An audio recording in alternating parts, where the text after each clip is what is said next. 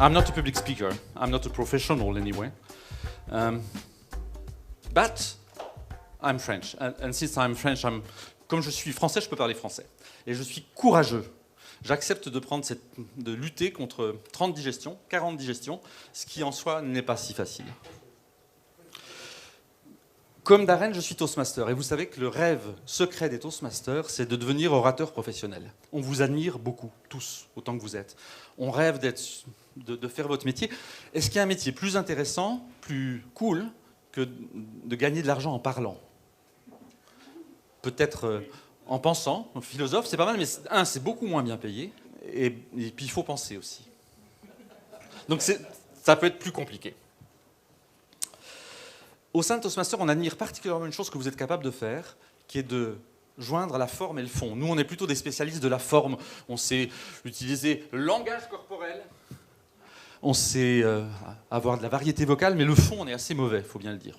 Donc je me suis dit, à part vous témoigner mon admiration, qu'est-ce que je pouvais bien vous apporter? Et je me suis rendu compte qu'il y avait des tonnes de livres sur l'art de parler en public. Il n'y en avait aucun sur l'art de rater un discours. Ou une conférence. Je me suis dit que ça manquait, ce sera mon sujet aujourd'hui. J'ai une totale légitimité sur le sujet. J'en ai raté un nombre incroyable, et vous verrez que ça n'est pas fini. Je sais que pour vous, orateur professionnel, rater un discours, c'est un peu l'Himalaya, ça peut sembler comme un objectif inaccessible. Mais vous verrez qu'avec un petit peu de préparation, très peu de préparation, vous pouvez arriver au pire à ennuyer votre auditoire et au mieux à ne jamais être rappelé par le public bureau, speaking bureau, enfin, le truc qui vous embauche, et ce qui vous laissera plus de temps pour vos loisirs, votre famille, toutes ces choses passionnantes que vous pourriez faire si vous n'étiez pas obligé de travailler tout le temps. Bon, ça c'est des raisons égoïstes, mais en fait il y a 3 raisons de fond, parce que je vais mettre un peu de fond aussi, je vais vous montrer quand même. Il y a 3 raisons de fond pour lesquelles rater son discours. La première raison est d'éviter les jalousies.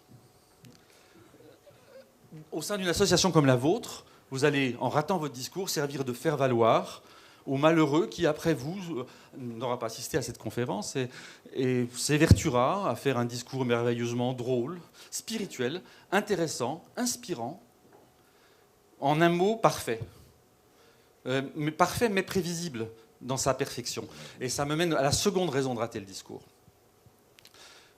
Sortir du lot. C'est une manière extrêmement facile de vous distinguer des autres.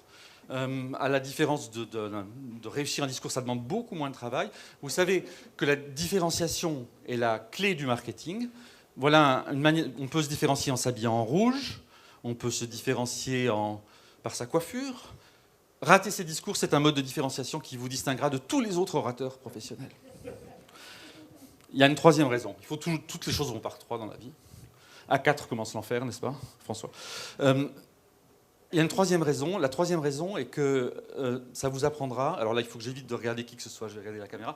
Ça peut vous apprendre l'humilité. En tant que Toastmaster, enfin, en tant que speaker, certains d'entre vous, je ne dirais pas non, ont besoin d'apprendre l'humilité. C'est une très bonne leçon pour l'ego. S'oublier un instant. Un bon échec, mon Dieu que c'est bon. Et ça force à se remettre en cause, à se dire qu'est-ce qui n'a pas marché, à s'améliorer. Et je suis sûr que vous avez tous envie de vous améliorer. Non, je suis désolé, je suis en train de devenir sérieux. C'était pas mon but.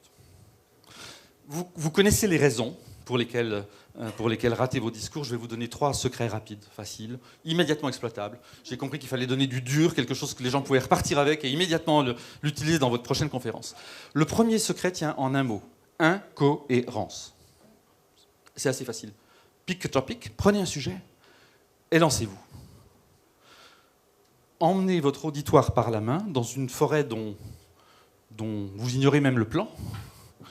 Et une fois que vous y êtes, partez sur la pointe des pieds en les laissant là, perdus en terrain connu.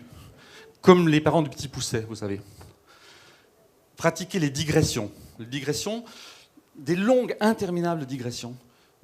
Le mot digression à ce propos vient du latin digressio, qui est apparu dans le français en 1190, soit près de 400 ans avant que le Petit Pousset ne soit écrit. Le Petit Pousset qui est écrit dans une maison d'édition qui s'appelle Barbin, à pas confondre avec le contrôleur des finances qui s'appelait Barbin, et qui a épousé en seconde noces une certaine dame Cochon, qui n'a rien à voir avec l'évêque Cochon à qui on doit le procès de Jeanne d'Arc. Merci. Où en étais-je? Oui, donc un discours sans queue, ni tête, et si possible sans structure au milieu. Avec digression.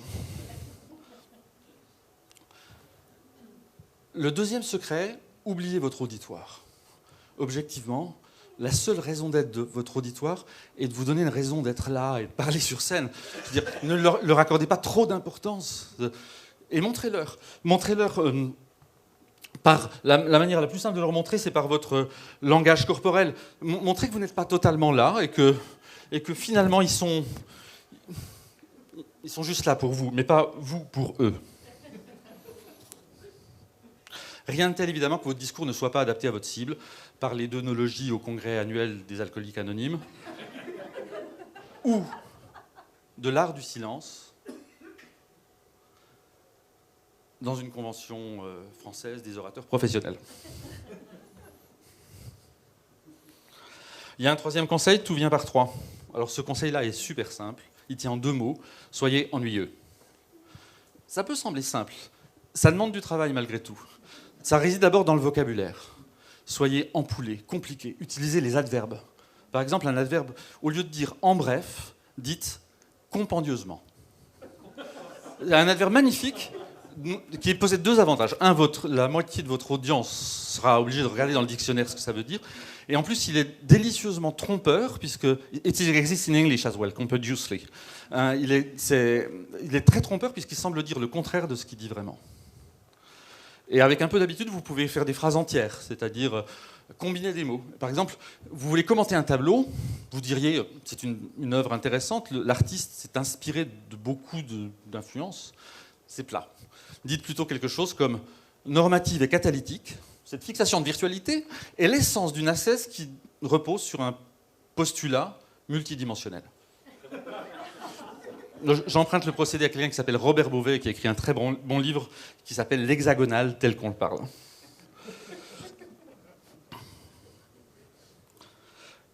Au-delà du langage, c'est important de rien faire qui puisse surprendre votre audience et l'amener à sortir de sa léthargie.